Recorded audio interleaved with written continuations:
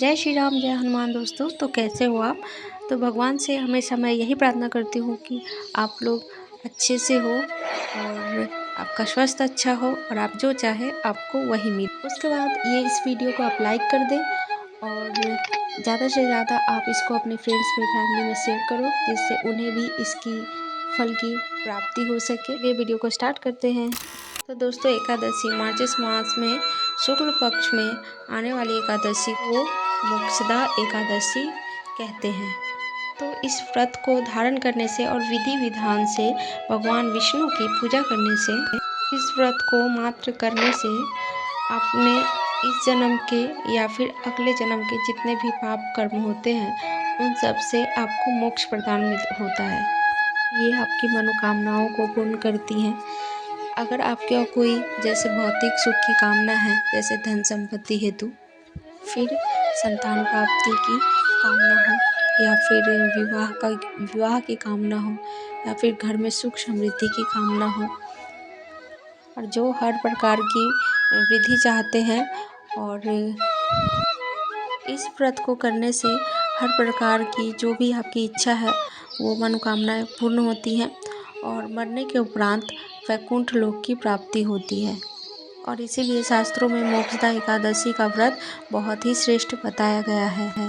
अगर आप किसी भी वजह से मोक्षदा एकादशी का व्रत नहीं कर पा रहे हैं, किसी भी कारणवश, तो भी आपको इस एकादशी के व्रत का जो फल है आपको प्राप्त हो सकता है।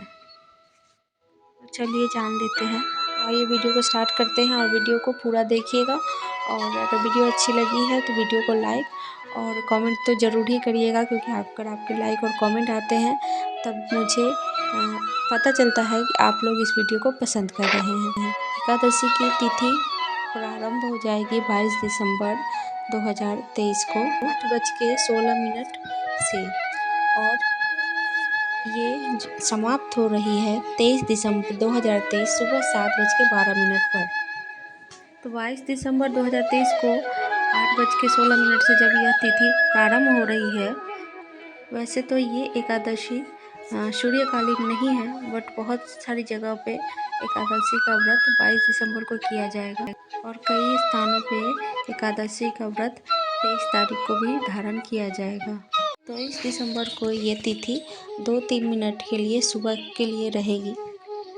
और 10वीं युक्त एकादशी का व्रत नहीं धारण करना चाहिए, तो आप प्रयास करें कि शनिवार को ही एकादशी का व्रत धारण करें।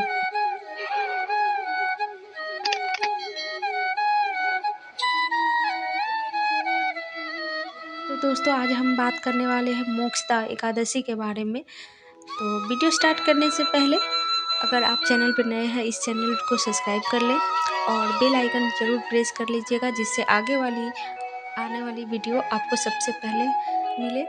और कमेंट बॉक्स में कमेंट करके जय हनुमान, जय श्री राम और जय नारायण का नारे लगाना ना भूलें।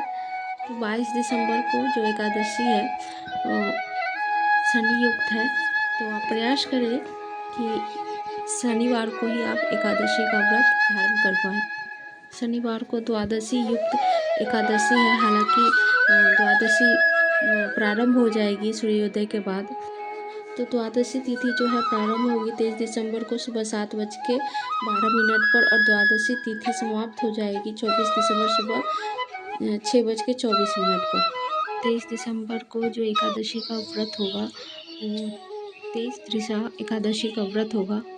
इस एकादशी में एकादशी, द्वादशी और त्रयोदशी तीनों तिथियों का एक साथ योग हो रहा है, इसी कारण इसे त्रिस्त्रिखा एकादशी के नाम से भी जाना जाता है। दोस्तों, कई स्थानों पर 22 दिसंबर को भी एकादशी का व्रत किया जाएगा, और कई स्थानों पर 23 को भी एकादशी का व्रत किया जाएगा। तो आप जिस स्थान से भी हैं, आप अपने स्थान के अनुसार एकादशी का व्रत उठा सकते हैं। और हाँ, और एक बात, आप चाहे तो दोनों ही एकादशी का व्रत कर सकते हैं, मतलब एकादशी और द्वादशी दोनों ही आप कर सकते हैं। बस ये आपकी भक्ति और इच्छा पे निर्भर करता है। हाँ, ये बात ज़रूर है कि इस बार हर जगह दो अलग अलग टाइम पे जो एकादशी का व्रत है वो किया जाएगा। तो क्योंकि ये एकादशी 2 दिन हो रही है, तो इसका जो पारण का जो समय है वो भी आपको 2 दिन ही मिलेगा। तो जैसा कि आपने अगर ये व्रत 22 को रखा है तो आप इसको जो तोड़ सकते हो 1:16 से और 2:25 पे आप इस व्रत को खोल सकते हो। तो आपके मन में ये सवाल हो रहा कि क्यों हम इसे सुबह में पारण क्यों नहीं कर सकते। तो जब ये एकादशी तिथि चल रही होती है तो जैसा कि हम सभी जानते हैं कि द्वादशी तिथि का जो प्रारंभ होने का समय होता है 1/4, तो उस तिथि को हरिवासर कहते हैं और हरिवासर तिथि में भूलकर भी व्रत नहीं खोलना चाहिए। इसीलिए हरिवासर तिथि प्रारंभ होने के बाद ही आप लोग दोपहर में आपको 1:22 से लेकर 3:25 तक व्रत खोलना है। आप 22 को व्रत धारण कर रहे हैं तो 23 को सुबह उठकर और नहा धोकर, जैसा कि आप जानते हैं कि द्वादशी के दिन हम लोग उठकर भगवान विष्णु की पूजा करते हैं और दोपहर तक हम लोग फलाहार कर सकते हैं। जैसा कि आपको पता ही है कि जो पारण का जो मुहूर्त है वो 1-1:30 बजे के बाद है, तो आप तब तक के लिए फ्रूट ले सकते हो। सुबह की पूजा करने के बाद आप लोग फलाहार ले सकते हो, चाय ले सकते हो, दूध ले सकते हो। तो इस तरह से आपने जब तक शुभ मुहूर्त पारण का नहीं होता तब तक आप फलाहार कर सकते हो और इसी तरह से आप फलाहार करके ये जूस पी के आपको रहना होगा जब तक फलाहार का टाइम नहीं होता। और अगर कुछ लोग जो 23 दिसंबर को एकादशी का व्रत कर रहे हैं तो उनको पारण कब करना है तो चलिए बताती हूँ। 24 दिसंबर को आप लोग अपना व्रत खोल सकते हो और पारण कर सकते हो। तो जो व्रत का पारण है आपको 24 दिसंबर 2023 को करना है। 6:24 पे त्रयोदशी जो तिथि है वो शुरू हो जाएगी। तो ऐसे में जो आप व्रत का पारण कर रहे हैं वो त्रयोदशी तिथि में कर रहे हैं। लोगों से सुना है कि जो कहते हैं कि द्वादशी तिथि में ही पारण कर लेना चाहिए और त्रयोदशी तिथि में पारण करने से पाप लगता है। तो देखिए इस बार ये तिथि जब तीनों एक साथ लगती हैं, जैसे कि एकादशी, द्वादशी और त्रयोदशी तिथि है वो भगवान शिव को बहुत ही प्रिय है और जो एकादशी और द्वादशी तिथि है वो श्री हरि विष्णु को बहुत ही प्रिय है। तो इस एकादशी को करने से भगवान विष्णु और भगवान शिव दोनों का आशीर्वाद हमें प्राप्त होता है।